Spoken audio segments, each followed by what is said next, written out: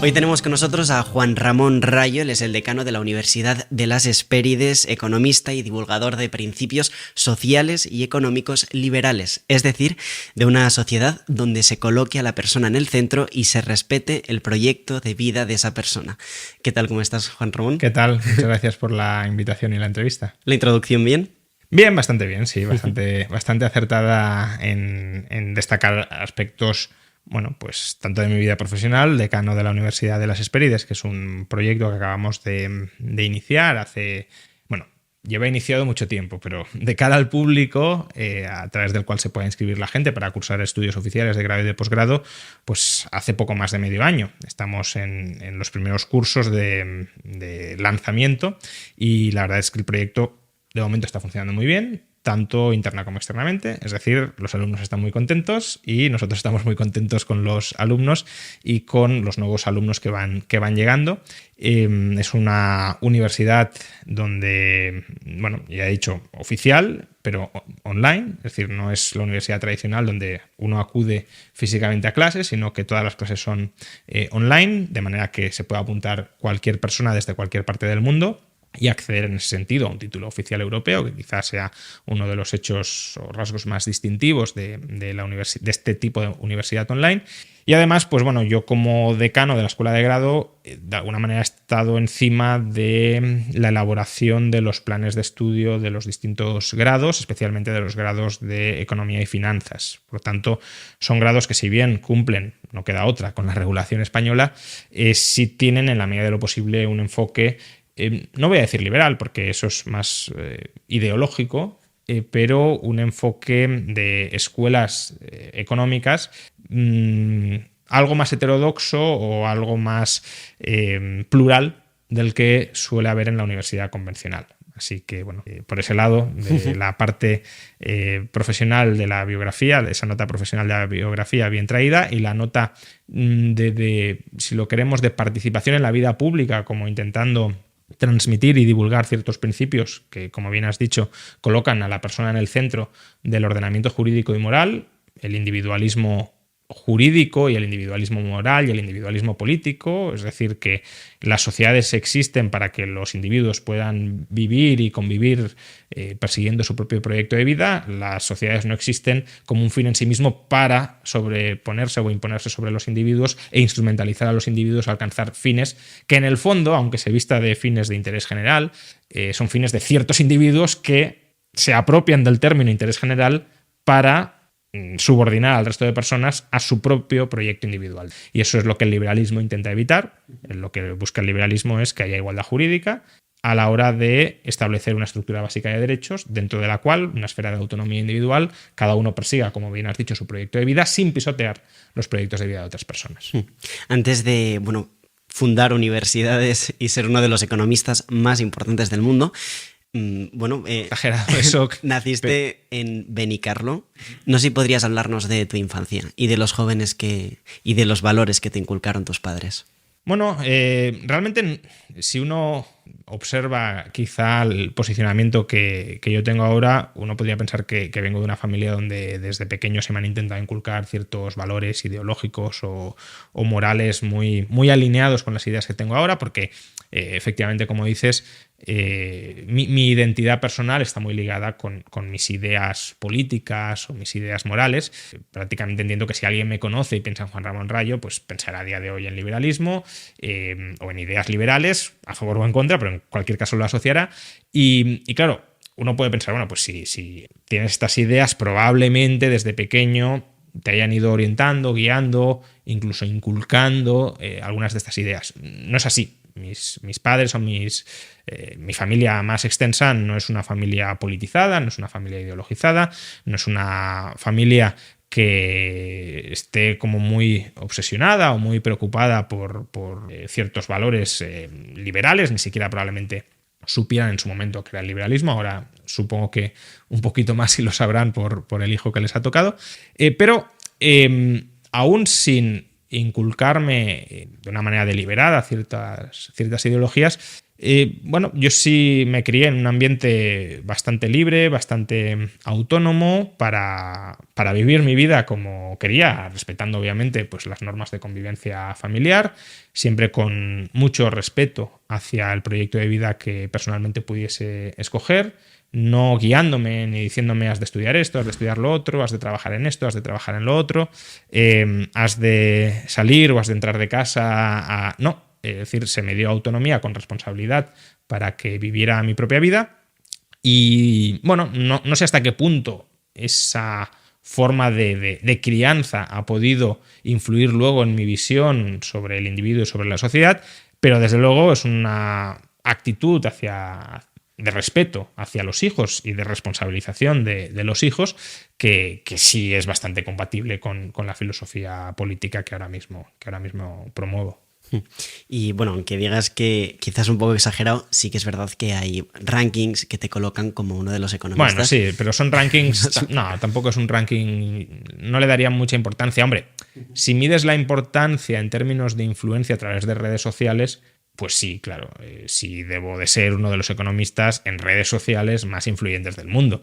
Ahora, no sé hasta qué punto eso es un mérito o un demérito, y en cualquier caso, aunque lo consideremos un mérito, porque, hombre, tener cierta exposición y cierta capacidad de llegar al público, si se usa bien, creo que sí es valioso y sí es meritorio, pero luego un economista es muchísimo más que llegar al público a través de redes sociales y por tanto también hay que poner en valor y en mucho más valor otras aportaciones donde yo ahí no estoy, ojalá algún día lo esté, pero no estoy en la cabeza del ranking, de ahí que me parezca una absoluta exageración decir uno de los economistas más importantes del mundo, quizá más influyentes entre el público de redes sociales sí, pero que eso es una parte muy reducida de lo que es un economista. Antes de seguir con temas de liberalismo, lo que defiendes, etcétera, todo el mundo, quizá no de los más importantes, pero sí de los más influyentes, pues para llegar donde está, tienes muchos seguidores, hay mucha gente que te escucha, hay mucha gente que sabe quién eres, pues existe el fracaso y el caerse y el volver a levantarse. No sé si podrías hablarnos de esto, que no sé si lo has comentado alguna vez, pero hablarnos de lo que ha costado llegar a donde estás. Bueno, a ver, si el donde estoy se refiere al posicionamiento mediático o al posicionamiento de influencia en la esfera pública, tampoco lo describiría en retrospectiva como un proceso con grandes fracasos. Es verdad que muchas veces para triunfar, no sé hasta qué punto lo calificaría de triunfo, pero bueno, para llegar a una posición, pues en este caso de influencia social, es verdad que, o en cualquier proyecto empresarial, que tienes que fracasar y aprender, y es lo común. En mi caso, al menos en retrospectiva, no veo que haya habido grandes fracasos en esa progresión de ser cada vez más conocido, no sé si más influyente para bien o para mal, porque ha sido un proceso bastante progresivo. Es decir, yo empecé a los 16 años, todavía en Benicarló, escribiendo ya artículos sobre política, economía. Obviamente no espero que no se encuentren ninguno de esos artículos ahora mismo en circulación, vamos, que no quede archivo alguno, para la revista local, ¿no? La revista o el semanario local, comarcal más bien. Y bueno, luego en la universidad también empecé a participar en algunos debates de televisión. Yo estudié en Valencia, en la capital de la Comunidad Valenciana, y también allí participé en varios debates en la televisión local, defendiendo ya ideas algo más formadas en materia de liberalismo. Tampoco es que sean ideas con las que hoy me reconocería, pero bueno, con más poso obviamente que lo que podía escribir a los 16 años. Aunque también eran casi intuitivamente a los 16 años ideas bastante liberales, pero bueno, con poco poso, ¿no? Digámoslo así. Desde la televisión local valenciana también empecé a escribir, es verdad, en diarios regionales de la Comunidad Valenciana. Y luego cuando ya me vine a Madrid, que fue en 2007, cuando terminé el grado en Economía, para estudiar el doctorado con Jesús Huerta de Soto, aparte de que empecé a trabajar en un medio de comunicación, un periódico que ya desapareció, era un periódico económico gratuito llamado Negocio, de distribución gratuita. pues también, bueno, compatibilizaba todo esto con ser el director del Observatorio de Coyuntura Económica del Instituto Juan de Mariana, que es un think tank liberal español, probablemente el think tank liberal español más importante y de cuyo equipo fundador, por cierto, luego ha nacido la Universidad de las Hespérides. El fundador del Juan de Mariana fue Gabriel Calzada, sigue siendo el presidente, y además Gabriel Calzada es el principal promotor y el rector de la Universidad de las Hespérides. Bueno, yo en esos años, 2007, 2008, 2009, era el director del Observatorio de Coyuntura y, claro, si digo las fechas, 2007, 2008, 2009, 2010 son fechas de fortísima crisis económica en Estados Unidos, en España, y por tanto un observatorio que analice la coyuntura económica, el porqué de la crisis, las soluciones frente a la crisis, pues tuvo bastante pegada en términos relativos. Claro, tampoco estoy diciendo que fuera una referencia universal, pero sí tuvo cierta capacidad de penetración en los medios de comunicación. Empezaron a invitarme algo más a platós para contar las conclusiones a las que llegábamos en esos informes, que eran informes que anticiparon en gran medida lo que estaba por llegar en España en términos de burbuja inmobiliaria y pinchazo de la burbuja inmobiliaria, en términos de sobreexposición de la banca y de las cajas al crédito de ladrillo, promotores, constructores, hipotecas, y la más que probable descapitalización y quiebra del sistema bancario. Esto lo decíamos en 2008-2009 y la banca española quiebra sistémicamente en 2012. Bueno, todo esto, que el tiempo nos dio bastante la razón, pues tiene su cabida, encuentra su cabida en ciertos medios de comunicación. Incluso en su momento me invitaron a La Sexta antes de que me empezaran a invitar con cierta regularidad. Y bueno, a partir de ahí también, como uno empieza a tener algo más de presencia en algunas televisiones, pues también te empiezan a invitar a colaborar en otros medios de comunicación, pues no sé, Libertad Digital, El Economista, La Razón. Y ya posteriormente, cuando también me empiezan a invitar pues con más regularidad a Telecinco, a Antena 3, a La Sexta Noche sobre todo, me dio mucha visibilidad. Pues también empecé a escribir en 2016 en El Confidencial, que sigo escribiendo ahora mismo. Y bueno, pues eso de alguna manera configuró la dimensión mediática en medios de comunicación tradicionales. El otro gran salto de exposición, bueno, y también mi participación, por cierto, que no lo he mencionado y es muy importante, mi participación en las tertulias de economía de ES Radio. Ahí también, pues bueno, también enlazó muy bien con la colaboración periodística en ciertos medios de comunicación, en La Razón, por ejemplo, o en El Confidencial también se valoró. Pero, como digo, el gran salto o el gran cambio respecto a esta exposición más tradicional, pues periódico, televisión, radio, fue sobre todo a partir de 2019, cuando, bueno, también fijándome en pues la experiencia que habían tenido exitosa otros compañeros de profesión y también otros compañeros liberales que habían dado el salto ya no a redes sociales. Aquí Twitter actúa como puente intermedio, ¿no? Al mismo tiempo que pues estaba en televisión, en periódicos y en radio, también mi presencia en Twitter iba creciendo, pero no había dado el salto a YouTube. Y a raíz de lo que habían hecho otros compañeros y les había ido muy bien, pues decidí empezar a subir vídeos con más regularidad a YouTube.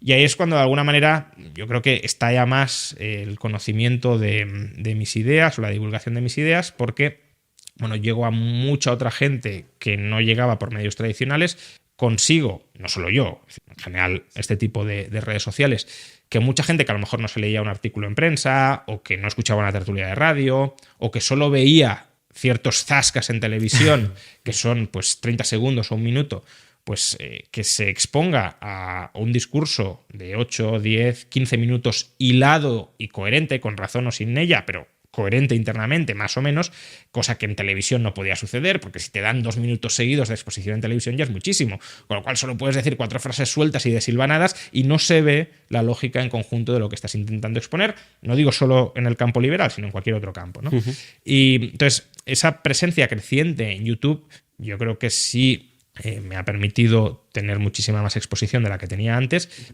y hasta cierto punto se construye sobre pues eso, la presencia que tenía en medios tradicionales, porque obviamente yo no empecé el canal desde cero, sino que ya había una base pequeña de gente que me conocía y que precisamente por conocerme me seguía en YouTube. Pero bueno, yo es que empecé con el canal regularmente, tenía menos de 30.000 seguidores, que es mucho para un canal que pueda ser desconocido, pero claro, ahora mismo que está cerca de 700.000, sí. pues claro, dice, bueno, si tu base eran 30.000, obviamente el crecimiento hasta 700.000 se ha debido a otros factores más allá del conocimiento preexistente, ¿no? Y en breves llegarás al millón. Bueno, esperemos. Juan Ramón, me gustaría preguntarte qué es lo que defiendes y por qué, que sé que es, bueno, el liberalismo, etcétera, pero no sé si podrías explicarnos el porqué de esta postura y por qué es necesaria, imagino, en España. Bueno, yo distinguiría dos facetas personales, ¿no? Una es la faceta de economista, o bueno, no sé, puede quedar muy rimbombante, pero para entendernos de científico social. Lo digo también para incluir otras áreas de conocimiento como puedan ser la ciencia jurídica, donde, bueno, uno personalmente y cualquier otra persona tenemos nuestros sesgos, pero donde intentamos hacer, si uno lo hace bien, claro, un trabajo desideologizado. Es decir, uno intenta dejar fuera sus valores morales de las conclusiones a las que llega a través de la investigación de los hechos que investiga. Es verdad que los valores morales pueden influir, por ejemplo, en qué temas investigas y qué no. Por ejemplo, Thomas Piketty es un economista que está muy preocupado por temas de desigualdad y como él es de izquierdas y muy preocupado contra la desigualdad, investiga sobre temas de desigualdad. Ahora bien, las conclusiones a las que llegan esas investigaciones deberían ser conclusiones ajenas o exentas del sesgo ideológico que pueda tener. Luego lo conseguirá o no, porque muchas veces ya sabemos que a Piketty y a Sáez se les critica por cocinar un poco los datos para exagerar la medición de la desigualdad, pero esa tentación a veces inconsciente la podemos llegar a tener todos, ¿vale? Pero precisamente porque la podemos llegar a tener todos es importante que el resto de la comunidad científica te vigile, te critique y te diga, oye, aquí esto hasta aquí bien, pero aquí ya te has pasado y has metido, ¿no? Entonces, por un lado, yo intento hacer un trabajo en materia de ciencias sociales, pues lo más objetivo posible, influido obviamente por mis intereses ideológicos, pero el desarrollo lo más objetivo posible. Y luego, claro, uno tiene unos valores, unos principios que intenta divulgar, que intenta transmitir, con los que intenta persuadir al resto de la población, porque vivimos y convivimos en sociedad y por tanto los valores que sean compartidos en una determinada dirección influyen en el modo en el que esa sociedad se organiza y por tanto en cómo esa sociedad evoluciona y en las parcelas de libertad que concede a las personas. Entonces yo intento desde un punto de vista más prescriptivo, normativo, divulgar valores liberales. Y el liberalismo, como ya hemos hablado antes, es el respeto irrestricto al proyecto de vida del prójimo, configurando una esfera de autonomía jurídica dentro de la cual cada uno puede hacer lo que le dé la gana, porque dentro de esa esfera es él el soberano, es él el que manda y los demás han de respetarle. Es decir, la única obligación que tienen los demás frente a una persona es el respeto. Yo no me meto en tu vida, a cambio de que esa persona tampoco se meta en la suya. ¿Cómo se configuran estas esferas? Pues libertad personal, haz lo que quieras sin afectar a los demás. Si hay un conflicto entre partes, ese conflicto entre partes se tiene que resolver ex ante vía contractual, negociando entre ellas. Tú me das esto, yo te doy lo otro, o tú haces esto y tú haces lo otro. Y en materia de conflictos sobre los recursos materiales que nos rodean, derechos de propiedad. Es decir, si yo he ocupado, me he apropiado pacíficamente de algo que no tenía dueño, o si yo he comprado a otra persona, he intercambiado con otra persona algo de lo que ella se había apropiado pacíficamente sin tener dueño, yo devengo propietario y sobre ese objeto del que soy propietario yo puedo hacer lo que quiera porque lo integro en mis planes de acción. Y tú sobre tu propiedad puedes hacer lo que quieras sin que yo pueda interferirte. Y si yo quiero tu propiedad, lo que tengo que hacer es negociar contigo para que me la vendas a cambio de otras propiedades mías o a cambio de la prestación de ciertos servicios o a cambio de no hacer ciertas cosas que no quieres que haga. Con lo cual, el liberalismo configura la sociedad como la libre asociación de las personas en torno a fines individuales o sociales, pero que sean voluntariamente compartidos. Y dentro de esas asociaciones, pues las reglas que rigen son las que pactan las partes que voluntariamente se adhieren a ellas. Básicamente no imponer a los demás el modo en el que tú quieres que vivan, sino vivir tu vida como quieres para que los demás puedan vivir la suya también como quieren. ¿Y cuál es la situación actual en España? O sea, ¿cuál es no sé si podrías hacernos un análisis económico real, sin mentiras, de lo que está ocurriendo ahora mismo? ¿Pero en España? económicamente o...? Económicamente. Bueno, yo creo que la economía española sufrió, y es importante entender de dónde viene, sufrió una crisis económica fortísima hasta el año 2012-2013, fruto de enormes desequilibrios estructurales previos, la burbuja inmobiliaria, la contaminación del sistema financiero con esa burbuja inmobiliaria, la hipertrofia del sector público con ingresos burbujísticos que desaparecieron. Durante la década de los 10, a partir de 2012-2013, se vive un proceso de reestructuración de la economía española muy profundo. La economía española que no había tenido desde el primer franquismo superávit comercial pasa a tener superávit exterior, incluso comercial en muchas rúbricas, y eso significa que gana competitividad frente al exterior, y gana competitividad porque se readapta internamente para ser más competitiva en términos de exportaciones y frente a las importaciones que vienen de fuera. El sector privado, que estaba endeudadísimo hasta el año 2007 y 2008, experimenta uno de los procesos de desapalancamiento más intensos de todo el mundo. Europa era uno de los países donde el sector privado, familias y empresas, estaba más endeudado de Europa y hoy está por debajo de la media en términos de endeudamiento.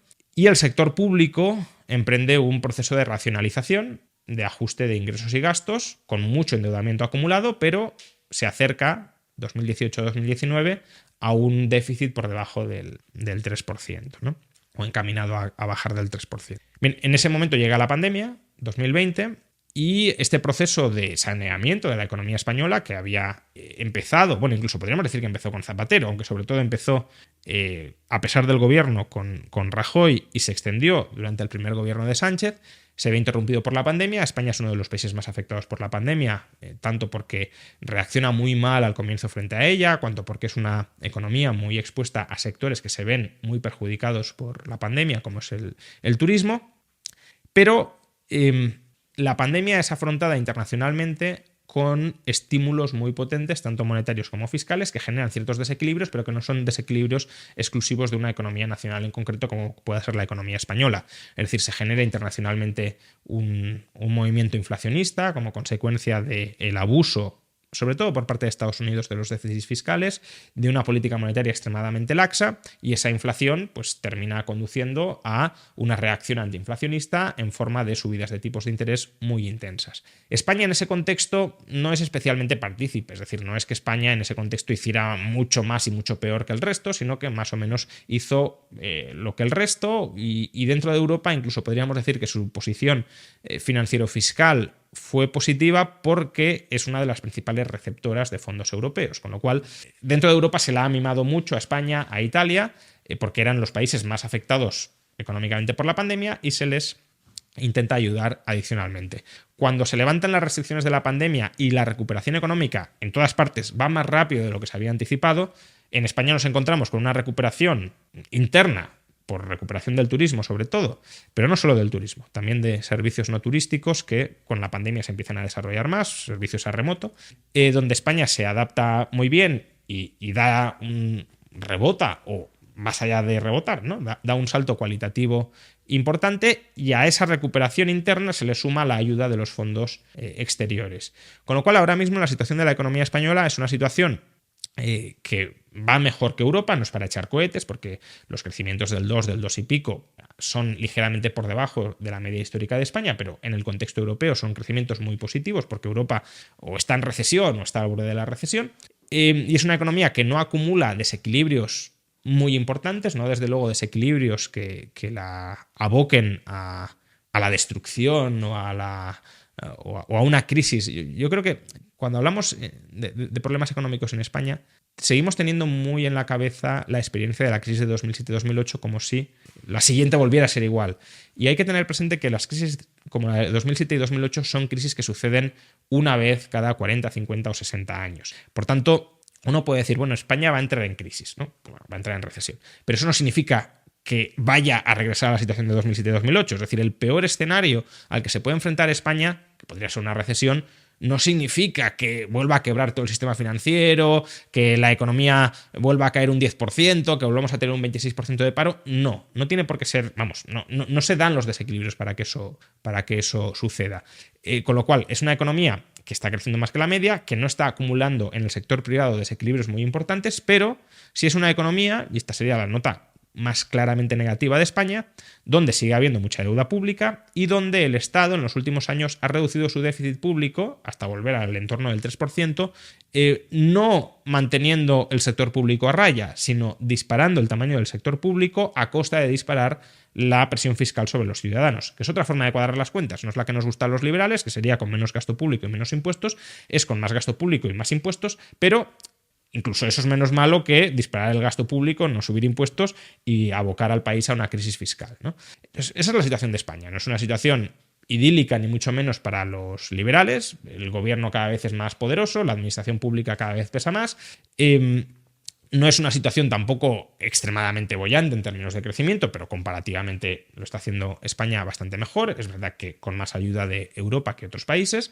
Y por tanto, ya digo, es una situación de cierto crecimiento. Con perspectiva, es una situación, los últimos 20 años, de estancamiento, porque la renta per cápita actual es la misma que hace 20 años y eso es un fracaso, pero es verdad que, bueno, si seguimos creciendo y no viene ninguna crisis muy severa, la renta per cápita poquito a poco empezará a aumentar, pero eso, pues menos libertad frente al gobierno y un crecimiento económico que es comparativamente bueno, pero mirado en perspectiva histórica es tirando a mediocre. Y según lo que has comentado, entonces, la siguiente crisis grande como la del 2008, pues no sería hasta dentro de unos 30 años. Bueno, ese tipo de cuentas es complicado de hacer, pero veamos, la anterior crisis más parecida a la de 2008 probablemente sea la Gran Depresión de los años 30. Es verdad que ha habido crisis entre medias también muy potentes, la desintegración del sistema monetario internacional en los años 70, pero incluso esa es una crisis más de carácter inflacionista, más similar al fogonazo inflacionista que hemos tenido después de la pandemia que a una crisis deflacionista de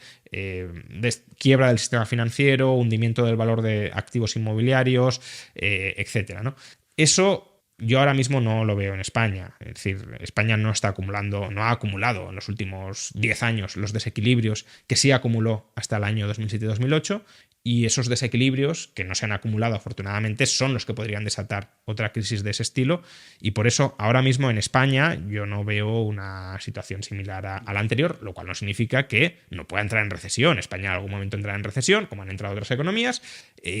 Incluso sorprendentemente podríamos decir que ha resistido bien la actual coyuntura de subidas de tipos de interés, también porque tiene menor exposición a los sectores más expuestos o más afectados negativamente por las subidas de tipos, pero bueno, ha resistido bien la subida, a diferencia de Alemania u otras economías pues más con base manufacturera, etcétera.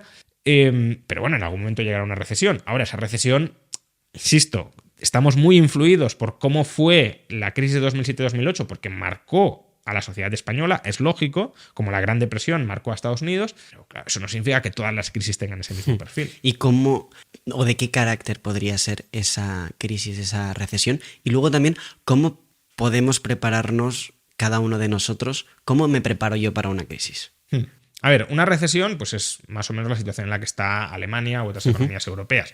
Digo que más o menos porque ya sabes que técnicamente pues depende si son 2 trimestres seguidos, también si hay otros indicadores que apuntan en esa dirección, pero bueno, más allá de si técnicamente lo está o no, Alemania ahora mismo está en una situación de estancamiento cuasi recesivo. Pues ese es un escenario en el que podría llegar a entrar España en algún momento, pero ¿eso es una tragedia equiparable a 2007-2008? No, ni mucho menos.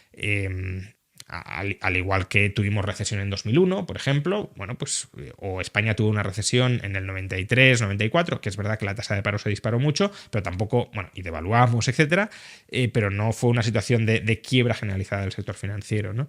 Entonces, son más el tipo de escenarios que creo razonables que vuelvan en algún momento, no la crisis anterior. ¿Cómo nos preparamos cada uno frente a esto? Bueno, en parte no nos podemos preparar porque las crisis en mayor o menor medida afectan a la estructura productiva, no sabemos a qué partes de la estructura productiva van a verse afectadas en el futuro.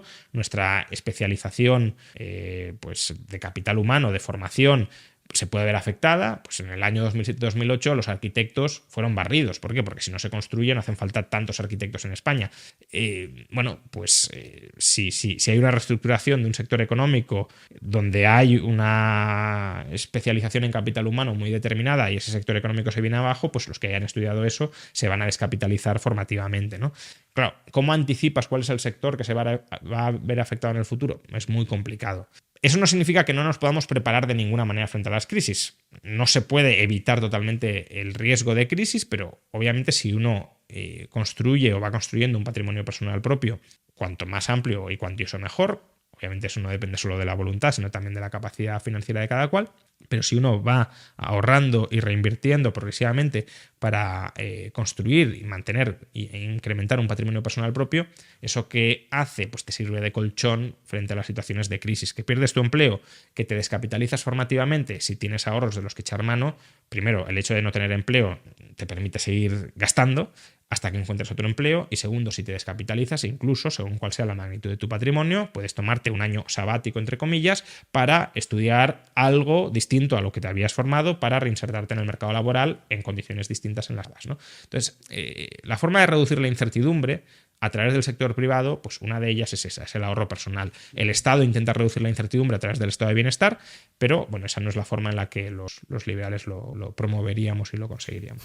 Y ahora que has hablado del Estado, ¿hasta qué punto el Estado debería cuidarnos? O sea, velar por nosotros. No sé si el Estado todo lo que tiene pues lo reparte a los pobres, se lo quita a los ricos. Entonces, ¿hasta qué punto debería...? Bueno, una cosa es la teoría, y es que efectivamente el Estado existe desde un punto de vista socialdemócrata para redistribuir de ricos a pobres. Esto es raro que se termine produciendo, no digo que sea imposible, pero en la medida en que las clases medias son mayoría en una sociedad, pues si el Estado es democrático, hay una tendencia bastante grande a que sea la clase media la que redistribuya la renta en su favor, se les quita a ricos y a pobres para darle a la clase media. ¿Cuánto debería redistribuir el Estado? Desde mi punto de vista, nada. ¿Eso significa que estoy en contra de la redistribución? No, significa que estoy en contra de la redistribución coactiva, y el Estado es coacción. ¿Sin coacción no puede haber redistribución? No. La redistribución voluntaria, ya no solo a través del mercado, sino a través sobre todo de la sociedad civil, de redes de ayuda mutua, de participación voluntaria, puede ser verdaderamente muy intensa si el Estado no tiende a ocupar esas funciones. Hoy no hay un tejido asociativo muy fuerte en nuestra sociedad, sí en otras como Estados Unidos, pero desde luego en España el tejido asociativo es bastante débil y no proporciona ese tipo de servicios de red de seguridad frente a las personas que quedan desfavorecidas, porque el Estado se ocupa de eso. Si el Estado no se ocupara de eso, justamente porque la sociedad sí quiere que esas redes existan, se ocuparía el sector privado. Y de hecho el sector privado, cuando digo sector privado no hablo de sector privado mercantil necesariamente, hablo de sociedad civil. Justamente antes del estado de bienestar, incluso antes del estado pre-bienestar, digamos que el estado de pre-bienestar o proto-bienestar se empieza a desarrollar en Europa a partir de la Primera Guerra Mundial, pues bien, antes de eso había en Europa y en Estados Unidos un tejido asociativo comunitario muy potente, que eran las sociedades de ayuda mutua, las sociedades de amigos, que proporcionaban este tipo de servicios ni siquiera asistenciales, porque no eran concebidos como yo te hago un favor a ti, sino, oye, tú y yo formamos parte de la misma asociación, si a mí me va mal, yo tengo derecho y además, por lazos fraternales, tengo la expectativa de que tú me ayudes, no haciéndome un favor.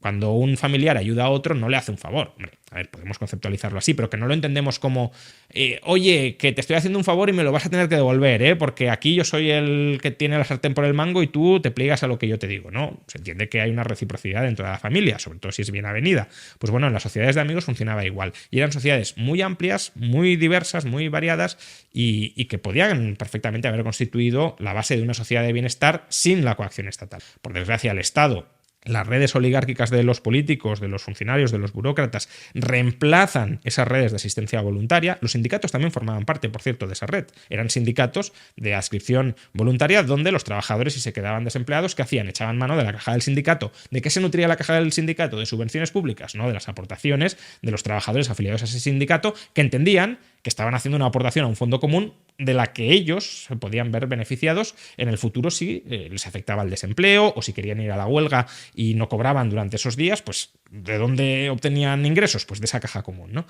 Pues ya digo, sociedades de ayuda mutua, sindicatos, ese tejido asociativo voluntario es desplazado, es copado, es absorbido por el Estado a través del estado de bienestar y hoy pues entendemos la ayuda mutua o la solidaridad como algo que uno puede exigirle a otro a través del uso de la fuerza estatal y por tanto no lo vemos como algo de lo que deba haber reciprocidad, sino yo tengo derecho a esto y aunque yo nunca aporte nada, pues tú me lo tienes que dar todo porque yo tengo derecho, un derecho abstracto frente al Estado, a que el Estado me abastezca con todo aquello que cubra mis necesidades básicas. De ahí que podamos tener, paradójicamente, una sociedad que se llama socialdemócrata y donde se dice que el bienestar general o el interés público está por encima de todo, pero es una sociedad compuesta por individuos profundamente asociales, porque solo entablan relación, no digo todo el mundo, pero se tiende a entablar relación de derecho y de obligación con el Estado. Yo vivo aislado del resto de la sociedad, o yo podría vivir aislado del resto de la sociedad, sin ayudar a mis vecinos, sin conocer a mis vecinos, sin formar parte de ningún club, de ningún sindicato, de ninguna asociación voluntaria. ¿Y qué pasa si me vienen mal dadas? Que el Estado me lo dará todo. Entonces yo vivo aislado en mi casa, sin conocer a nadie, y claro, eso en el siglo XIX, si lo hacías y venían malas, lo perdías todo. Ahora no, ahora, bueno, Estado, dame lo que necesito. Y eso es un subsidio estatal a la asocialidad. Tú aíslate del resto de la sociedad, que como le puedes exigir lo que quieras al resto de la sociedad, no le tienes que dar nada al resto de la sociedad, más allá de lo que el Estado te pida que le des, y el resto de la sociedad, a través del Estado, te protegerá. Por tanto, sí, hemos destruido la fibra social de nuestras sociedades, la fibra comunitaria más que social, y claro, por eso, como la sociedad está compuesta por individuos separados y asociales, a la gente le da vértigo, le da pánico pensar en una sociedad sin Estado o con mucho menos Estado, porque dicen, claro, yo estoy aislado de todo el mundo y ¿qué pasaría si vinieran maldadas? Estaría solo. El único abrigo, la única protección que encuentran muchas personas en la sociedad actual es en el Estado, porque el Estado se lo ha quitado todo y por tanto se han vuelto dependientes completamente del Estado y por eso no pueden o no conciben cómo vivir sin el Estado. ¿Y crees que va a aumentar esa dependencia? Sí, por supuesto. Y al igual que los impuestos, cada vez habrá más impuestos. A ver, esto también tiene todo su límite, claro, porque los impuestos y el tamaño del Estado durante los últimos 80 años han aumentado muchísimo, pero muchísimo. Hay gente que dice, no, el Estado está en retroceso. Vamos a ver, el Estado está en máximos históricos, prácticamente en todas partes. Y si uno mira cuál era el tamaño del Estado hace 50 o 100 años, verá una función casi exponencial de aumento del tamaño del Estado. ¿Qué pasa? Que eso no puede continuar. ¿Por qué? Pues porque obviamente si el Estado llega a copar el 100% de la economía ya no va a poder seguir creciendo, pero incluso con tamaños bastante inferiores, 40, 50, 60%, en Francia el Estado pesa el 60% del PIB, claro, ya no puede seguir aumentando mucho más los impuestos, porque entonces a la gente le estás quitando todo lo que tiene y le estás quitando, por tanto, el incentivo a producir autónomamente. Por tanto, sí, el Estado va a seguir creciendo, no sé si en términos relativos, desde luego en términos absolutos. A lo mejor en el margen intentará crecer en términos relativos, algo de margen puede que le quede, pero no todo el margen que ha tenido hasta el momento.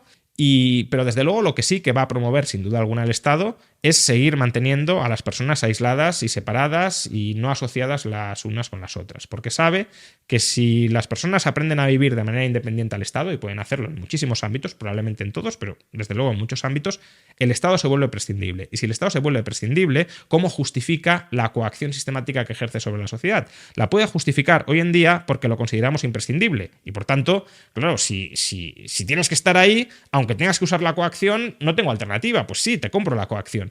Pero si dijéramos, no, tienes esta alternativa no coactiva y tienes esta alternativa que es el Estado que es coactiva, ¿cuál escoges? Pues la no coactiva. Entonces, ¿cómo justifica el Estado su parasitismo y su coacción? No podría. Y por eso ha de mantener a la gente, ya digo, separada la una de la otra, alejada de cuerpos intermedios que permitan coordinar y generar esas asociaciones, por ejemplo, las familias, por ejemplo, los barrios, por ejemplo, los sindicatos independientes del Estado, por ejemplo, también las iglesias en su momento.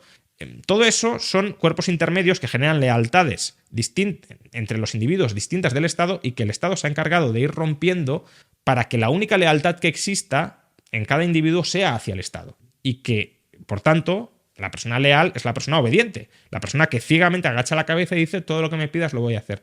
Y si existen otras lealtades, a la familia, a la religión, al sindicato, a la universidad, al barrio, que no sean al Estado, ahí es cuando el Estado no tiene el poder absoluto y no tiene soberanía. Y por eso todo eso lo tiene que cortar de raíz y tiene que generar, lo que decía, la sociedad de individuos asociales, donde la única conexión de cada individuo sea con el Estado y por tanto a quien le deba obediencia de vida. Sí, ahora que hablabas de dependencia y de lealtades, bueno, yo creo que nuestros abuelos, o sí, bueno, quizá mis bisabuelos y tus abuelos, no lo sé, Ellos, pues, cuando tenían 17, 18 años, los que fueran, pues se casaban, quizá porque tocaba o no, pero bueno, se casaban, luego se compraban un piso, luego se compraban un coche, luego empezaban a tener hijos siendo jóvenes, porque ahora los jóvenes, muchos, bueno, no se casan, muchos pues no se pueden permitir una vivienda, no pueden tener hijos porque no tienen dinero, no... ¿Qué es lo que está ocurriendo? A ver, yo creo que hay varios factores, ¿no? Es verdad que nadie es capaz de explicar al 100% la crisis de natalidad que se produce en todo el mundo, en todas las culturas y a todos los niveles de renta per cápita. Es decir, que si uno mira la tendencia demográfica de cualquier sociedad, rica, pobre, medio pensionista, si uno mira las distintas culturas, bueno, la única que ha conseguido revertir la crisis de natalidad es la cultura judía, que es verdad que el Estado de Israel tiene una ratio de 3 hijos por mujer, pero el resto de sociedades, de culturas, bueno, probablemente los mormones, aunque no estoy seguro, pero probablemente también la hayan conseguido al menos estabilizar o revertir, pero el resto de religiones, culturas, la decadencia demográfica es intensa. Incluso el Islam. O sea que una cosa es que tengan más hijos en promedio que tú, pero la tendencia es también decreciente, ¿no? Yendo específicamente al caso español, ¿lo explica todo la situación económica? En absoluto, porque nuestros abuelos estaban en mucha peor situación económica que nosotros y aún así tenían más hijos. Claro, o sea, podría parecer que nosotros viviremos peor que nuestros padres, cosa que no es así, pero al mismo tiempo no podemos comprar una casa. Claro. El problema de la vivienda es, desde luego, un gran problema tanto para construcción patrimonial de los españoles, porque el gran vehículo de ahorro de los españoles tradicionalmente ha sido la vivienda. Si un joven no puede comprar una vivienda, tiene muchas más dificultades para construir un patrimonio personal propio. También de integración social, porque si la vida social se hace en las ciudades y no puedes acceder a vivir en una ciudad, pues estás excluido hasta cierto punto socialmente, y también de formación de una familia, porque la familia formas en una vivienda común y, por tanto, si no tienes una vivienda común es muy complicado formar. Dicho esto, ¿la vivienda lo explica todo? No. ¿Por qué? Pues porque en provincias donde la gente vive, se queda a vivir en ellas y la vivienda no es un problema, provincias que se van quedando despobladas, pero sigue habiendo jóvenes que viven allí, la tasa de natalidad en esas provincias es tan o más baja que en las provincias donde hay problemas de vivienda. En segundo lugar, los problemas de vivienda en parte vienen de la crisis de la familia y de la crisis de natalidad. ¿Por qué? Pues porque en la vivienda existen claramente economías de escala. Si 2 personas forman una pareja estable, necesitan una casa para vivir. Si 2 personas se separan o viven independientemente o no quieren formar un núcleo familiar estable, necesitan 2 viviendas. Con lo cual, la demanda de hogares con una misma población es muy superior y salvo que la oferta se incremente proporcionalmente, hay más carestía relativa de vivienda. Luego, los funcionarios. Los funcionarios tienen muchos más hijos en España que las personas que no tienen un empleo asegurado, que viven en precario. No. Por tanto, hay otros factores. Hay otros factores que, bueno, tienen que ver con estrategias reproductivas. Cuando la supervivencia de los hijos está mucho más asegurada, puede tener más sentido evolutivo concentrar los recursos en mejorar mucho la crianza de 1 o de 2 niños que en distribuir esos recursos en tener 15 niños, ¿no? Claro, nuestros abuelos podían tener muchos hijos, pero no los mandaban a todos a la universidad. Ahora, ya sea a través del sector privado o de los impuestos que paga el sector privado o el sector público, se tienen menos hijos, pero los mandan a todos a la universidad. ¿Era óptimo tener 15 hijos? Pues bueno, sería discutible, no lo sé, pero tal vez no. ¿Es óptimo tener solo 2 muy bien formados o 1 muy bien formado? Pues probablemente tampoco, y sea mejor tener algunos más. Ya no digo desde un punto de vista individual, que ahí entra el proyecto de vida de cada cual, pero desde un punto de vista social, de progreso económico, probablemente las poblaciones que crecen son poblaciones que se rejuvenecen, donde hay más emprendimiento, más innovación, más iniciativa, más propensión al riesgo, donde la aparición de nuevas ideas a través bueno, si hay más cabezas pensando, pues hay más ideas nuevas que aparecen, pues se puede difundir más rápidamente por la sociedad y conseguir economías crecientes de escala. Claro, todo eso con la crisis demográfica se pierde. Pero ya digo, la crisis demográfica, tratar de explicarla en términos económicos, exclusivamente económicos, es puro reduccionismo económico y científico, porque no digo que no influya, pero desde luego no es un factor determinante, porque tienes sociedades iguales, española, en tiempos pasados más pobres, con mayor tasa de natalidad. Tienes otras sociedades contemporáneas mucho más pobres y con mayor tasa de natalidad. Tienes unas sociedades más ricas con una tasa de natalidad similar a la española. tienes en España personas más ricas o con trabajos más estables que tampoco tienen mejor natalidad, tienes otras con el problema de la vivienda más o menos solucionado que tampoco tienen una mayor natalidad en términos generales. Por tanto, hay otros factores probablemente culturales, ya digo, también evolutivos, también de visión social, probablemente. Es decir, ¿por qué la sociedad israelí ha conseguido revertir la crisis de natalidad que también ellos tuvieron? Pues en parte porque el pueblo judío tiene un sentimiento de autopreservación muy fuerte y entiende que con caídas fuertes de la tasa de natalidad terminarán desapareciendo o volviéndose marginales, pero también porque, quizá vinculando con eso, internamente se ha reforzado el estatus social que representa tener hijos. Es decir, ¿cuál es la aspiración máxima de una persona? Pues puede ser muy influyente en redes sociales, puede ser conseguir una posición académica muy elevada, puede ser convertirse en muy rico. Todo esto son metas que en nuestra sociedad o en ciertos grupúsculos de nuestra sociedad más o menos se recompensa y se le da reconocimiento, o llegar a lo más alto en la vida política. Sin embargo, a tener muchos hijos, pues yo tengo 7 hijos, pues casi, pues qué bicho más raro eres, al revés de, oye, qué exitoso has sido por constituir una familia tan grande, es casi como algo vergonzoso de, oye, yo soy el rarito en la sociedad, y en todo caso, aunque no se le vea como el rarito, tampoco se le ve como nada meritorio. Y el hecho de que socialmente no se reconozca con estatus elevado a las familias numerosas, como muchos le dan ciertas ventajas, subsidios y ventajas fiscales, pero el hecho de que socialmente no se premie con estatus el tener muchos hijos, que en Israel sí sucede, lleva a que, pues, aspiración vital, tener muchos hijos, pues no, tengo otras prioridades sociales, busco el reconocimiento social por otras vías. Y esas otras vías muchas veces son incompatibles con tener una familia grande. Por ejemplo, carrera profesional, claro. Si los dos miembros de una pareja, aquí ni siquiera estoy hablando si debe ser el hombre o la mujer, los dos miembros de una pareja priorizan absolutamente su carrera profesional, no van a tener hijos, porque no tienen tiempo para criarlos, salvo que no los vean nunca. Entonces, alguno de los dos, pues por ejemplo, se tendría que sacrificar, si el objetivo fuera tener hijos, de estar más en casa. Insisto, no tiene por qué ser la mujer, puede ser perfectamente el hombre. Pero sí tiene sentido que si vas a tener una familia numerosa, haya alguien de la pareja que se quede en casa, o al menos que tenga jornada partida. Pero claro, si tienes jornada partida tampoco te puedes realizar profesionalmente o no puedes ascender mucho profesionalmente. Por lo tanto, tiene que haber alguien que sacrifique su carrera profesional para tener una familia amplia. ¿Están los miembros de una pareja, aunque sea estable? Claro, el problema es que muchas parejas ni siquiera son estables, con lo cual tampoco. Pero ¿están alguno de los dos miembros de una pareja dispuestos a sacrificar su carrera profesional para tener 4, 5, 6 hijos?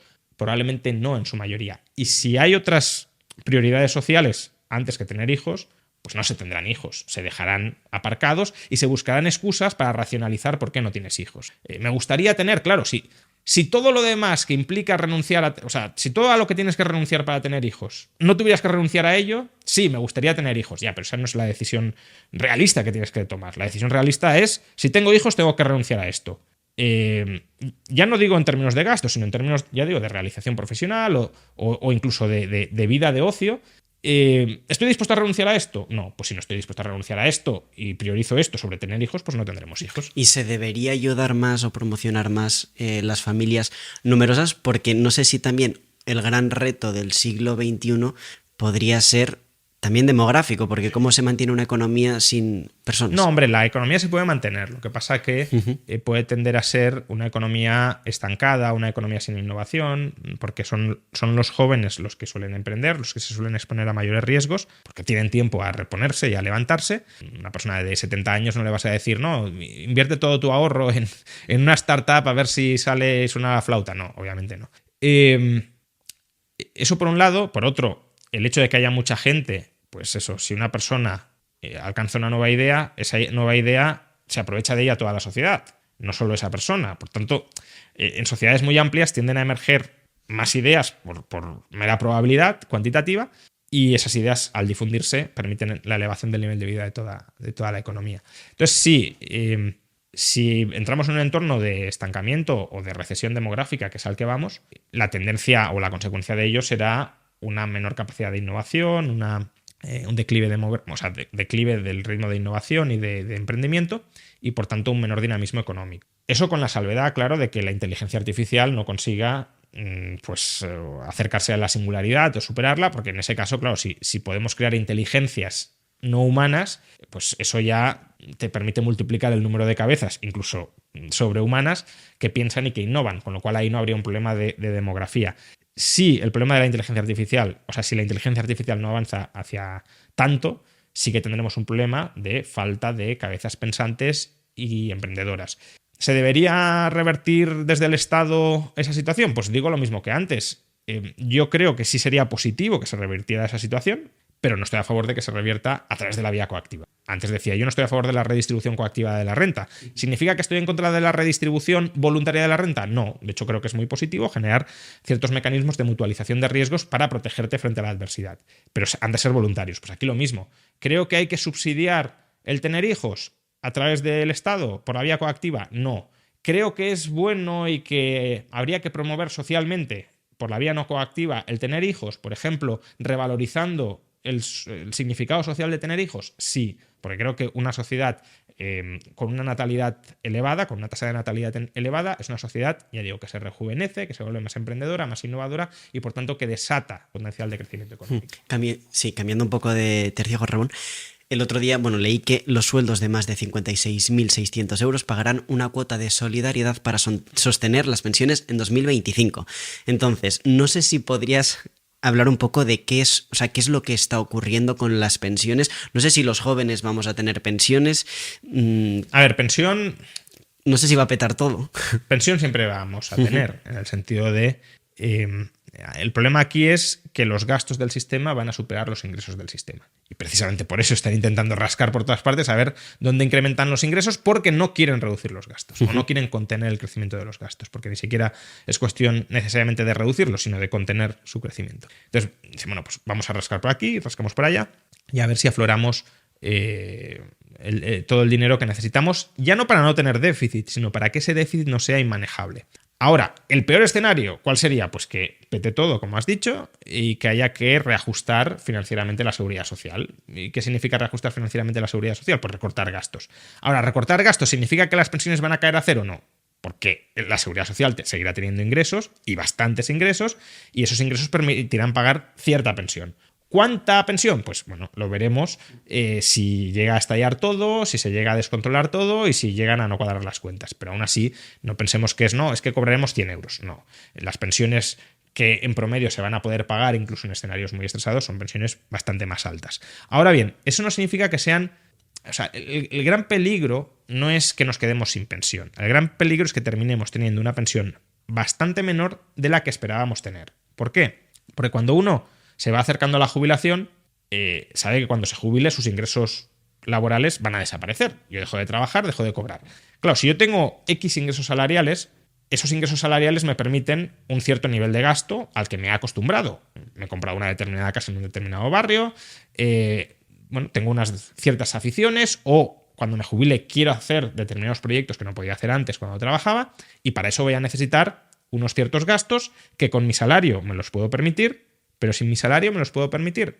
Dependerá de la cuantía de la pensión pública. Si la pensión pública es inferior a la que yo esperaba tener, pues no solo es que no pueda ejecutar todos los gastos que tenía pensado ejecutar, incluso que considero mínimamente aceptables ejecutar, sino es que además no he tenido, porque no me han avisado de que esto iba a suceder, no he tenido capacidad de reacción previamente. Porque si a mí me dicen, mira, la pensión en 2050 lo que vas a cobrar tú van a ser 1.000 euros al mes. Que no digo que sea una mala pensión, pero 1.000 euros al mes. ¿Cuánto necesito de gasto? Imaginad que yo quiero gastar 2.000 euros al mes y me van a pagar 1.000 euros al mes. Pues tengo un déficit de 1.000 euros al mes. ¿Qué hago desde ahora? Empezar a ahorrar para complementar la pensión pública de 1.000 euros al mes cuando me jubile con mi ahorro privado. Claro, si a mí me dicen, no, tú vas a tener una pensión de 2.000 euros al mes, no te preocupes. Vale, yo digo, pues el sistema público me garantiza la pensión que yo quiero tener o que yo aspiro a tener, pues ¿para qué voy a ahorrar? Si ya estoy ahorrando, de hecho, a través del sistema público con las cotizaciones sociales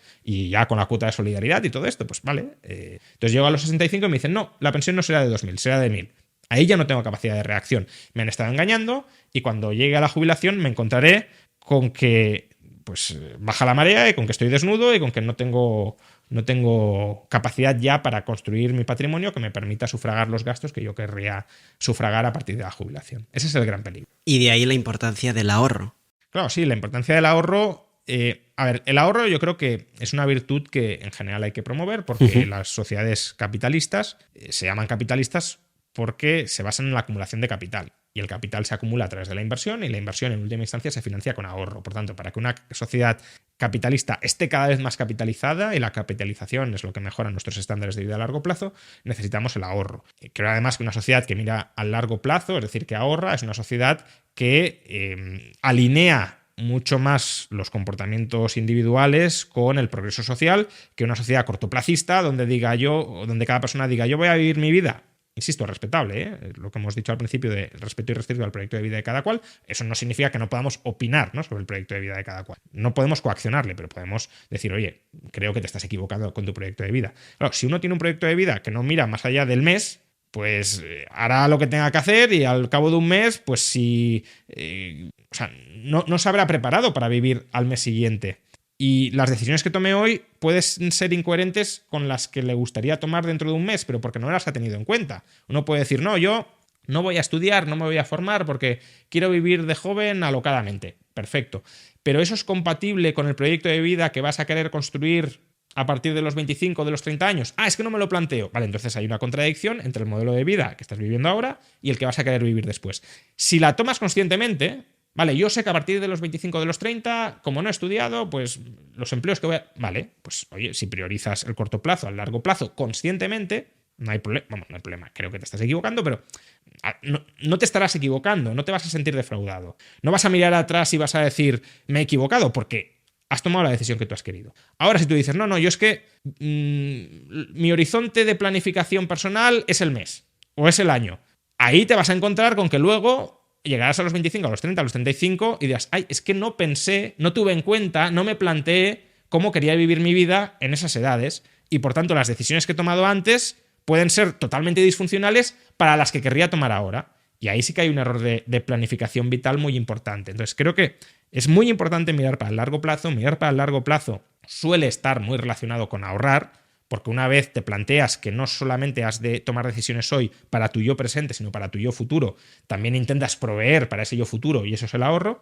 Y en general para hacer frente a lo desconocido, a la incertidumbre que decíamos antes. Entonces, tanto por cuidar a tu yo futuro, cuanto por cuidar a tu yo presente frente a lo imprevisto y cuanto por contribuir de alguna manera al bienestar social, ahorrando, invirtiendo y fomentando la acumulación de capital, creo que el ahorro es tremendamente importante, de nuevo, para la fibra social de una comunidad progresiva. ¿Y cómo proteger ese dinero ahorrado? Bueno, a ver, es que para proteger el dinero ahorrado hace falta entender algo de finanzas o de planificación financiera. Hay que tener en cuenta que cuando hablamos de ahorro no hablamos necesariamente, al menos, y no idealmente, de meter el dinero ahorrado debajo del colchón, que ese es el concepto muy intuitivo que mucha gente tiene de ahorro. Ahorro, no gasto, es dinero que no he gastado, pues ese dinero lo meto debajo del colchón. Bueno, es una forma de ahorrar muy ineficiente. ¿Invertir es ahorrar? Para invertir hay que ahorrar. Y quien invierte está ahorrando, porque si no has ahorrado no puedes haber invertido. Pero son dos actos distintos, ¿vale?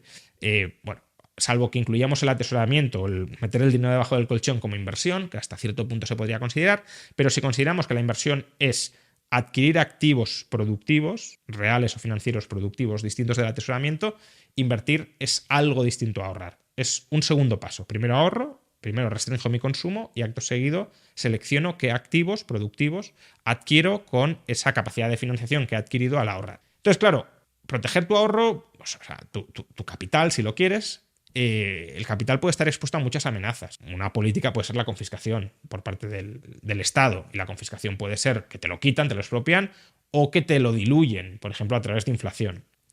Pero no es solo ese el riesgo frente al que uno se tiene que proteger. Incluso diría que en nuestras sociedades, hombre, la inflación puede serlo, pero el riesgo de confiscación de todo nuestro ahorro, si viviéramos en Venezuela sí, en Argentina con el peronismo probablemente también, pero en España, por ejemplo, no diría que hay un riesgo muy generalizado de que te confisquen a pequeños capitales. Claro, grandes capitales es otra cosa, pero a pequeños capitales no hay un riesgo muy grande de que te confisquen todos tus ahorros políticamente. Ahora, el pequeño ahorrador si se expone a, bueno, si este ahorro lo invierto en esto y esto quiebra o esto va mal, ahí pierdo.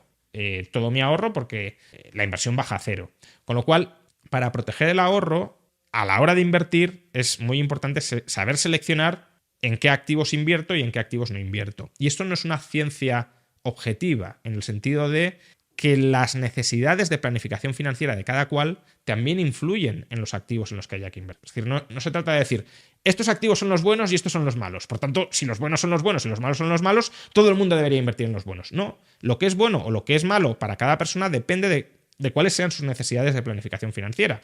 Para una persona de 70 años, invertir en activos muy volátiles puede ser malo, porque si necesita tener liquidez y disponibilidad para gastar, si su patrimonio va haciendo así continuamente, pues no es la mejor decisión.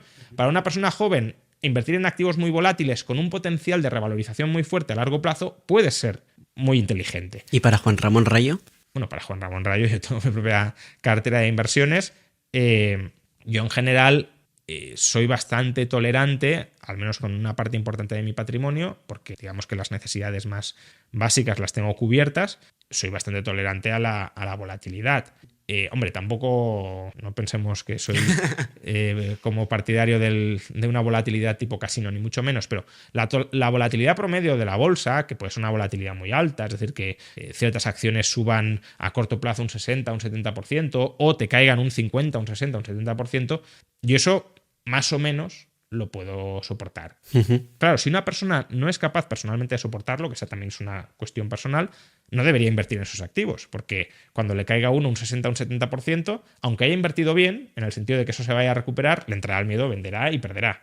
Entonces, bueno, yo creo que lo importante es que la gente aprenda nociones básicas de finanzas personales, de inversión, para que luego, en función de sus necesidades, decida dónde invertir o sepa escoger a asesores que no sean vendemotos que le guíen en el proceso de seleccionar los activos donde invertir. ¿Qué pasa?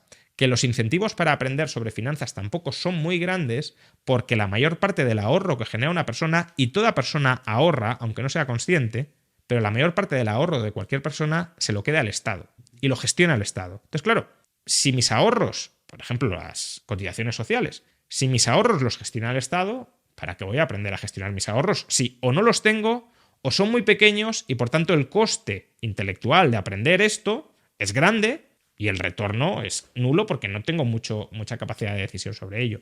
De ahí que también una sociedad más desestatalizada también es una sociedad que contribuya a formar individuos más formados, valga la redundancia, y más responsables y más conscientes y autoconscientes de las decisiones financieras. Sí, has hablado de vendemotos. Bueno, hay mucha gente que vende que te puedes hacer millonario en un día. No sé si podrías hablarnos o explicar si realmente una persona se puede ganar o puede acumular mucho dinero en poco tiempo. O sea... Bueno, a ver, agregadamente no. Es decir, si alguien plantea este es el camino para que todo el mundo se enriquezca en una semana o en un mes, obviamente ahí está estafando. ¿Por qué? Pues porque para que todo el mundo se pudiera enriquecer, la riqueza agregada de la sociedad se tendría que multiplicar gigantescamente y eso no lo puede conseguir nadie individualmente, ni por supuesto nadie a través de ninguna técnica de inversión, que solo es una forma de financiar unos proyectos u otros, no es una forma en sí misma de generar directamente riqueza. ¿Eso significa que es imposible enriquecerte muy rápidamente? Tampoco diría que es imposible. Por ejemplo, hay mucha gente que con Bitcoin se ha convertido en millonaria o en 100 millonaria, y eso en pocos años. Muchas operaciones financieras, al menos en el corto plazo, pueden ser un juego de suma cero. ¿Eso qué significa? Que hay gente que se puede empobrecer y esa riqueza que pierde esa gente puede ser transferida a otra persona que ha tomado decisiones en la dirección inversa a la de las personas que se han empobrecido. Entonces, ¿puede haber redistribuciones de riqueza en los mercados financieros muy intensas en el corto plazo? Sí, puede llegar a verlas si uno toma una serie de decisiones muy equivocadas y otro que ha sabido ver que se está equivocando toma la posición opuesta. Y luego, y probablemente esta sea la parte que peor se entienda o de las que peor se entienda, sí que es posible que ciertos individuos en un plazo de muy poco tiempo se conviertan en milmillonarios porque contribuyen a crear modelos de negocio que son absolutamente disruptivos y que transforman nuestras sociedades, y siendo ellos los promotores o los accionistas mayoritarios se convierten en no sé, Jeff Bezos, Mark Zuckerberg. Toda esta gente se ha convertido en, o o Elon Musk se han convertido en las personas más ricas del mundo en 5 años, en 10 años. Claro, esto, si lo pensamos en términos de ¿yo cómo podría llegar a tener 100.000 millones de dólares? ¿Cuánto tiempo necesitaría ahorrando 100 euros todos los meses para llegar a 100.000 millones de dólares? Claro, es que esa no es la forma en la que esas personas han hecho esa riqueza. Estas personas han hecho esta riqueza porque han creado Amazon, han creado Facebook, han creado Tesla, que son modelos de negocio que o ya ganan muchísimo dinero, o se espera, veremos si es así, que lo terminen ganando. Han aumentado muchísimo la productividad y la generación de valor en determinados sectores de la sociedad. Han sido ellos los que han expuesto su ahorro en un principio pequeño, o los que han impulsado el proyecto financiado por su ahorro y con el de otros socios bastante exclusivos, y lo que era una empresa muy pequeñita, Amazon al principio, que era nada, se ha convertido en un gigante. Y claro, si tú tienes el 10%, el 20% de algo que al principio es muy pequeño, no tienes nada, pero si ese algo se convierte en un gigante de suministrar bienes y servicios para la población y de ganar dinero, pues el 20% de algo que es gigantesco es muchísimo. Entonces, eso sí puede suceder. Lo que no puede suceder es generalizadamente a todo el mundo. Es decir, no todo el mundo a corto plazo o a medio plazo puede ser Jeff Bezos, puede ser Elon Musk, pero eso no significa que nadie pueda serlo, porque muchas veces cuando se dice estáis idealizando a Jeff Bezos o a Amancio Ortega o a Juan Roch y nadie puede llegar a ser o nunca seréis como ellos. Cuidado. Todos los que lo idealizan a la vez no lo lograrán ser, pero alguno de los que lo idealiza, quizá, no digo que sí, pero quizá sí llegue a ser como ellos. Por tanto, tampoco es como ser absolutamente cenizo con los sueños de las personas. Hay que ser consciente de que es muy complicado, que es una persona de entre 1 millón, de entre 10 millones, de entre 40 millones, pero esa persona puede existir. Y no es enteramente aleatorio que una persona consiga llegar ahí. No digo que dependa únicamente de su capacidad de trabajo, también depende de factores aleatorios y fortuitos, por supuesto. Pero la suerte también hay que buscarla. Y desde luego uno no se va a convertir en Jeff Bezos sentado en el sofá de su casa. Que sin sentarse en el sofá de su casa y trabajando todos los días durísimo, eso no garantiza, ni siquiera a lo mejor desplaza de manera muy significativa las probabilidades de convertirte. De acuerdo, pero en el margen sí las desplaza. Y si tú quieres llegar a ser el próximo Amancio Ortega, el próximo Juan Roch, el próximo Jeff Bezos, tendrás que trabajar muchísimo para conseguirlo. Probablemente no lo consigas, pero si no trabajas muchísimo, sin duda no lo conseguirás. No es condición suficiente, pero sí es condición absolutamente necesaria. Y pasando al plano internacional, has seguido muchísimo pues, todo lo que está ocurriendo con Javier Milei en Argentina. No sé si podrías hacer un breve análisis de lo que ha ocurrido en Argentina y el giro que se ha dado. Bueno, yo creo que en Argentina, después de 40, 50 años de políticas estatistas, inflacionistas y empobrecedoras, la sociedad se ha planteado darle una oportunidad a un discurso rompedor y disruptivo frente a lo establecido, frente al establishment. Es ciertamente un discurso disruptivo porque es un discurso que lleva la contraria y que reniega de todo lo preexistente o de casi todo lo preexistente y que tiene un reto por delante enorme, que es levantar un país que está en quiebra, que estaba al borde de la hiperinflación y conseguir que remonte el vuelo después de 40, 50, 60 años de estancamiento o de crecimiento débil, ¿no? ¿Lo va a conseguir? Pues bueno, yo creo que Javier Milei tiene buenas ideas, creo que tiene, espero, tampoco le conozco tanto, pero creo que tiene convicciones para llevar a cabo esas ideas, pero bueno, al final un político, de nuevo, de la misma manera que, enlaza bien, ¿no? De la misma manera que para ser Jeff Bezos no basta con trabajar muy duro y tener las ideas adecuadas, sino que también has de tener en parte suerte, que no te barran los competidores aún siendo tú bueno, que el sistema dentro del que estás operando no te ponga muchas cortapisas, pues con Javier Milei lo mismo. Es decir, el hecho de que sea liberal, de que por tanto tenga lo que yo creo que son buenas ideas, de que tenga la convicción de llevarlas a cabo, ¿significa que las va a poder llevar a cabo? No, porque el sistema político le puede bloquear, de hecho ya lo están bloqueando en muchas de las medidas que querría tomar. ¿Significa que esas medidas van a tener éxito? Pues hombre, yo creo que incrementa sustancialmente la probabilidad de que tengan éxito, pero no predetermina absolutamente el éxito, porque el éxito de las medidas dependen de muchos otros factores.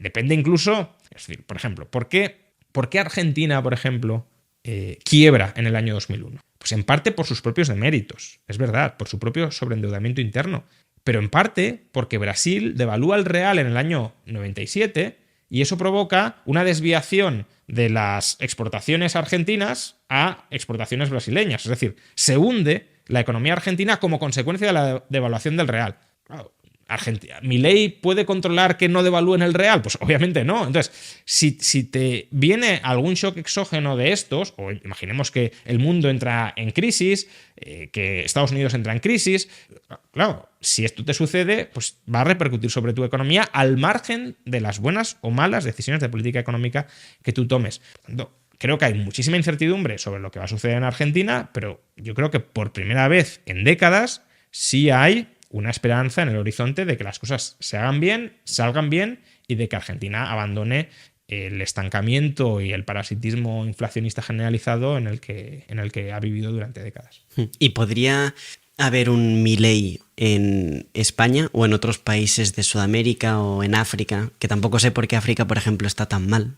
Bueno, porque no tienen instituciones que realmente ni sociales ni estatales, es decir, ni formales ni informales, que permitan un desarrollo sostenido y un propio desarrollo de la economía, ¿no? Sobre si puede haber un Milei en otros países. Lo primero es que para que haya un Milei tiene que ser un Milei, y me explico.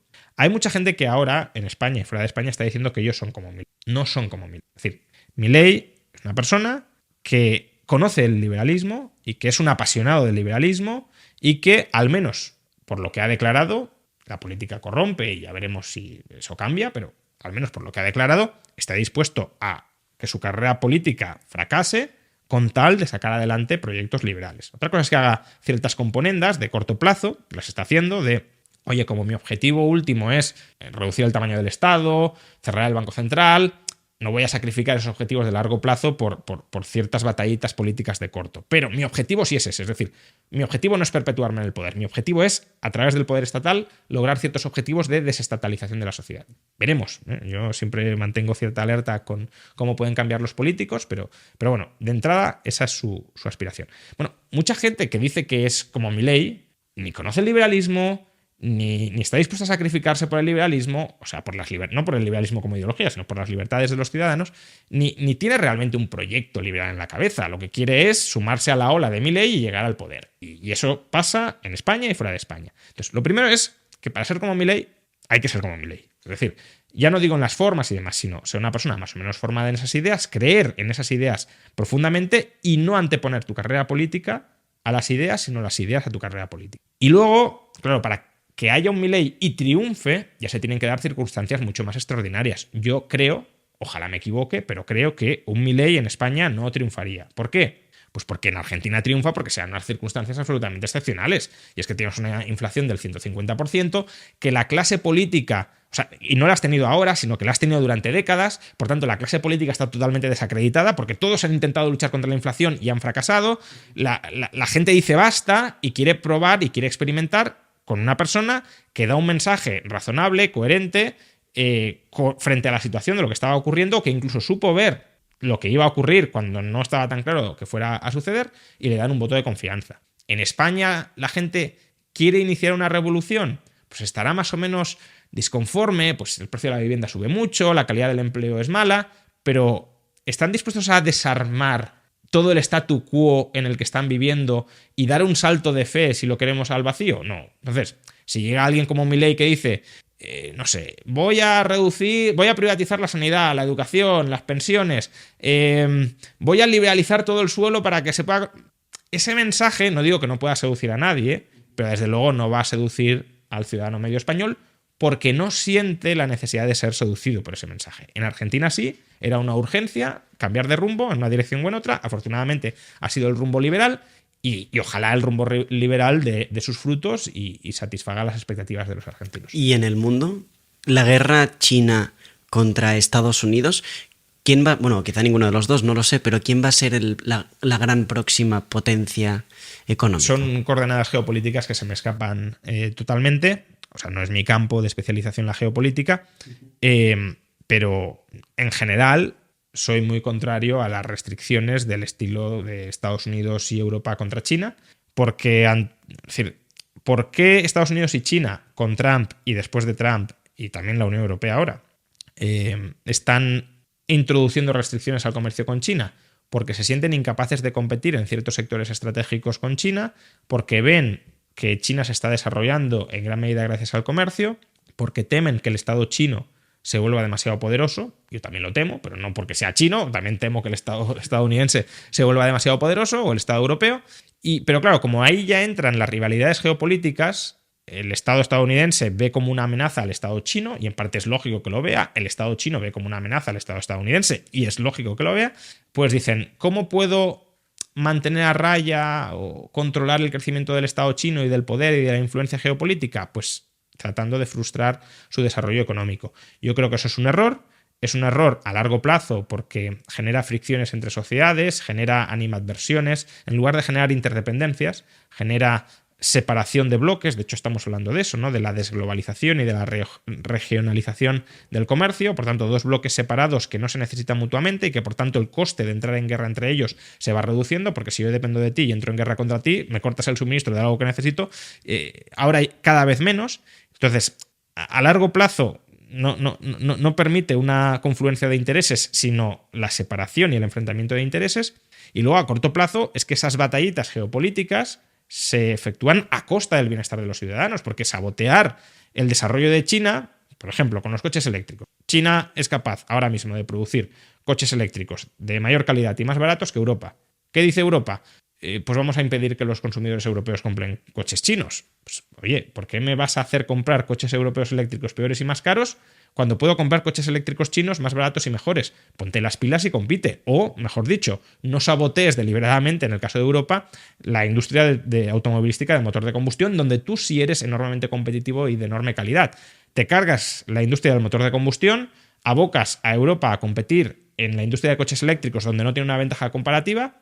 Y claro, luego cuando China te come, porque lleva tiempo especializándose en ello, bloqueas para que tengamos que comprar coches peores y más caros.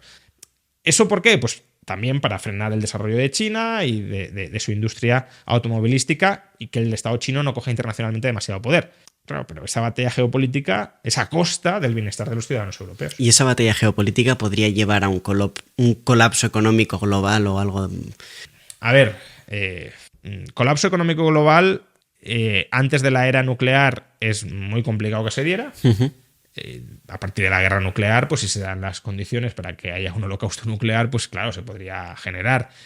Afortunadamente no se ha dado el caso. No sé cuán cerca hemos estado en algunas ocasiones de que se diera, pero no se ha dado.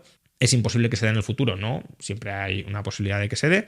Si no entramos en guerra nuclear, un colapso global depende de que entendamos. Económico. Ya, pero económico, quiero decir, ¿que quiebre todo el sistema financiero mundial? No. ¿Que haya una crisis inflacionista? Sí, eso podría suceder. Si vamos a una guerra global o a una guerra fría global y a una escalada del gasto militar, por ejemplo, aunque no entremos en guerra caliente, todo eso sí es un componente inflacionista global. ¿Que haya una caída del crecimiento potencial por la desglobalización? Pues desde luego. Que si hay una guerra caliente también el crecimiento potencial se va a ver perjudicado, también. De ahí a un colapso, pues hombre, depende de la magnitud del enfrentamiento y de qué medios se utilicen. Como digo, si se utilizan armas nucleares, pues sí, pero sin tener yo casi nada de idea sobre esto, creo que el escenario base, que me corrija alguien que sepa del asunto, pero creo que el escenario base no es que vamos a un holocausto nuclear. Pero... Pues ya para terminar, me gustaría que me respondieses a esta pregunta que suelo hacer a economistas, que es si piensas que el dinero da la felicidad o no. Pues depende de la persona y de sus aspiraciones vitales. Al final, ¿qué es la felicidad? Pues ir satisfaciendo progresivamente a lo largo de nuestras vidas las metas que libremente o autónomamente escogemos. Una persona puede no necesitar muchos medios materiales para ser feliz, y en ese caso el dinero ni le dará ni le quitará la felicidad, o bueno, pues la puede quitar si subordina sus otras metas vitales más importantes al dinero. Otras personas que necesiten para ser feliz, pues más medios materiales o incluso más tiempo libre, porque el tiempo libre también se compra, entre comillas, pues ahí sí puedes necesitar el dinero. Ahora, ¿tener mucho dinero es garantía de felicidad? No. ¿Por qué? Pues porque el hecho de que tengas muchos medios materiales, el hecho de que tengas buenas condiciones para ser feliz a través de los medios materiales, no te garantiza que vayas a saber utilizar esos medios materiales para ser feliz. De hecho, te puedes incluso estropear personalmente si dilapidas o si degeneras en vicios de la personalidad como consecuencia de ese abuso y de esa mala gestión de la sobreabundancia de dinero que poseas, ¿no? Esto es bastante típico en los herederos de grandes fortunas que no han aprendido y no se han disciplinado y no han adquirido los valores necesarios para construir sostenidamente esa fortuna y la reciben de golpe, se emborrachan en dinero y dilapidan su vida en ese dinero. Entonces, ¿el dinero da la felicidad? En términos generales, y más allá de que haya casos en los que no necesiten en absoluto el dinero como forma de acceder a los medios para conseguir tus fines personales, diría que no es condición suficiente para la felicidad, pero sí es una condición para muchísimas personas necesaria. Es decir, que a más dinero utilizado razonablemente, más feliz tenderás a ser. Y de hecho, si vemos la distribución internacional de renta o la correlación internacional entre renta per cápita y felicidad autopercibida, este indicador siempre es problemático, pero bueno, vemos que hay una tendencia creciente. Es decir, las sociedades con mayor renta per cápita tienden a ser más felices. ¿Por qué? Pues porque tienes más tiempo libre, por ejemplo, o porque puedes disponer de más medio, o sea, te sientes también más seguro, mayor patrimonio personal, más capacidad de resolución frente a la incertidumbre, más miedo de lo que puede menos miedo frente a lo que puede suceder y también pues mayores medios para perseguir tus proyectos vitales. Por ejemplo,